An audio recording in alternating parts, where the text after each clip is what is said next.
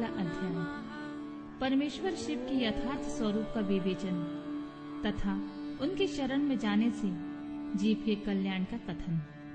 उपमन्यु कहते हैं, यदुनंदन, यह चराचर जगत देवादिदेव महादेव जी का स्वरूप है, परंतु पशु भारी पास से बंधे होने के कारण जगत को इस रूप में नहीं जानते।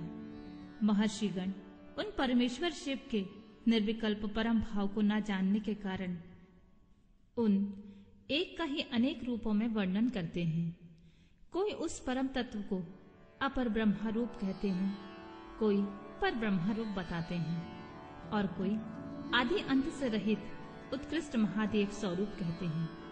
पंच महाभूत इंद्रियां, अंतःकरण तथा प्राकृत विषय रूप जड़ तत्व को अपर ब्रह्मा कहा गया है। इससे भिन्न समष्टि चैतन्य का नाम पर ब्रह्मा है। बृहत और व्यापक होने के कारण उसे ब्रह्मा कहते हैं। प्रभु वेदों एवं ब्रह्मा जी के अधिपति पर ब्रह्मा परमात्मा शिव के वे पर और अपर दो रूप हैं। कुछ लोग महेश्वर शिवा को विद्या विद्या स्वरूपी कहते हैं। इनमें विद्या चेतना होती है और अविद्या अवचेतना। यह विद्या विद्या रूप विश्व जगत गुरु भगवान शिव का ही रूप है, इसमें संदेह नहीं है, क्योंकि विश्व उनके वश में है। भ्रांति, विद्या तथा पराविद्या, यह परम तत्व, ये शिव के 3 उत्कृष्ट रूप माने गए हैं। पदार्थों के विषय में जो अनेक प्रकार की असत्य धारणाएं हैं, उसे भ्रांति कहते हैं। यथार्थ धारणा का ज्ञान का नाम विद्या है तथा जो विकल्प रहित परम ज्ञान है, उसे परम तत्व कहते हैं। परम तत्व ही सत है, इससे विपरीत असत कहा गया है। सत और असत दोनों का पति होने के कारण शिव सदा संपत्ति कहलाते हैं। अन्य महर्षियों ने क्षर, अक्षर और उन दोनों से परे परम तत्व का प्रतिपादन किया है। संपूर्ण भूत क्षर है और जीवात्मा अक्षर कहलाता है। वे दोनों परमेश्वर के रूप हैं, क्योंकि उन्हीं के अधीन है। शांत स्वरूप शिव उन दोनों से परे हैं, इसलिए क्षराक्षर पर कहे गए हैं। कुछ महर्षि परम कारण रूप शिव को समिष्टि व्यष्टि रूप में तथा समिष्टि एवं व्यष्टि का कारण कहते हैं। अव्यक्त को समिष्टि कहते हैं और व्यक्त को व्यष्टि। इन दोनों परमेश्वर शिव के रूप में हैं, क्योंकि उन्हीं की इच्छा से प्रवृत्त होते हैं। उन दोनों के कारण रूप में स्थित भगवान शिव परम कारण है। अतः कारणार्थ वेता ज्ञानी पुरुष उन्हें समिष्टि व्यष्टि का कारण बताते हैं। कुछ लोग परमेश्वर को जाति व्यक्ति स्वरूप कहते हैं। जिनका शरीर में भी अनुवर्तन हो, वही जाति कही गई है। शरीर की जाति के आश्रित रहने वाली जो व्यावृत्ति है, जिसके द्वारा जाति भावना का आच्छादन होता और व्यक्तित्व भावना का प्रकाशन होता है, उसका नाम व्यक्ति है। जाति और व्यक्ति दोनों ही भगवान शिव की आज्ञा से परिपालित हैं। अतः उन महादेव जी को जाति व्यक्ति स्वरूप कहा गया है।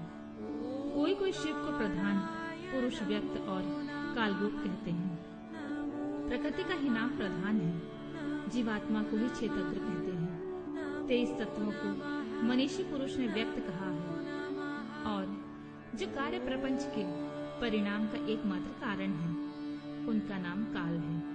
भगवान शिव इन सब के ईश्वर, पालक, धारणकर्ता, प्रवर्तक, निवर्तक तथा आविर्भाव और तिरोभाव के एकमात्र हेतु हैं। वे स्वयं प्रकाश एवं अजन्मा है, इसलिए उन महेश्वर को प्रधान पुरुष, व्यक्त और काल रूप कहा गया है। कारण, नेता, अधिपति और धाता बताया गया है। कुछ लोग महेश्वर को विराट और हिरण्यगर्भ रूप बताते हैं, जो संपूर्ण लोकों की सृष्टि के हेतु हैं। उनका नाम हिरण्यगर्भ है और विश्व रूप को विराट कहते हैं। ज्ञानी पुरुष भगवान शिव को अंतर्यामी और परम पुरुष कहते हैं। दूसरे लोग उसे प्राग, तेजस और विश्व रूप बताते हैं। कोई उन्हें तुरीय रूप मानते हैं और कोई सौम्य रूप। कितने ही विद्वानों का कथन है कि वे ही माता, मानमेय और मिति रूप हैं। अन्य लोग कर्ता, क्रिया, कर्म, करण और कारण रूप कहते हैं। दूसरे दूसरे ज्ञानी उन्हें जागृत, स्वप्न और सुषुप्ति रूप बताते हैं। कोई भगवान शिव को तुरीय रूप कहते हैं तो कोई तुरीयातीत, कोई निर्गुण बताते हैं तो कोई सगुण, कोई संसारी कहते हैं तो कोई असंसारी, कोई स्वतंत्र मानते हैं कोई अस्वतंत्र, कोई उन्हें घोर समझते हैं कोई सौम्य, कोई भगवान रागवान कहते हैं तो कोई वीतराग, कोई निष्क्रिय बताते हैं तो कोई सक्रिय, किसी के कथा अनुसार वे निरेंद्रिय हैं तो किसी के मत से शनेंद्रिय हैं। उन्हें कोई ध्रुव कहता है तो कोई अध्रुव, कोई उन्हें साकार बताते हैं तो कोई निराकार, किन्हीं के मत से वे सादृश्य हैं तो किन्हीं के मत से दृश्य, कोई उन्हें वर्णीय मानते हैं तो कोई अनिर्वचनीय, किन्हीं के मत से वे शब्द स्वरूप हैं तो किसी के मत में शब्दातीत, कोई उन्हें चिंतन का विषय मानते हैं तो कोई उन्हें अचिन्त्य समझते हैं। दूसरे लोगों का कहना है कि विज्ञान स्वरूप हैं, कोई उन्हें विज्ञान की संज्ञा देते हैं, किन्हीं के मत में वे ज्ञेय हैं, किन्हीं के मत में अज्ञेय, कोई उन्हें पर बताता है तो कोई अपर। इस तरह उनके विषय में नाना प्रकार की कल्पनाएं होती हैं। इस नाना प्रतीतियों के कारण मुनिजन उन परमेश्वर को यथार्थ स्वरूप का निश्चय नहीं कर पाते। वे सर्वभाव से उन परमेश्वर की शरण में आ गए हैं। वे ही उन परम कारण शिवा को बिना यत्न के ही जान पाते हैं। जब तक पशु जिनका दूसरा कोई ईश्वर नहीं है, उन सर्वेश्वर, सर्वज्ञ, पुराण पुरुष तथा तीनों लोकों के शासक शिव को नहीं देखता, जब तक वह पाशों से बद्ध हो इस दुखमय संसार चक्र की गाड़ी के पहिए की नेमे के समान घूमता रहता है।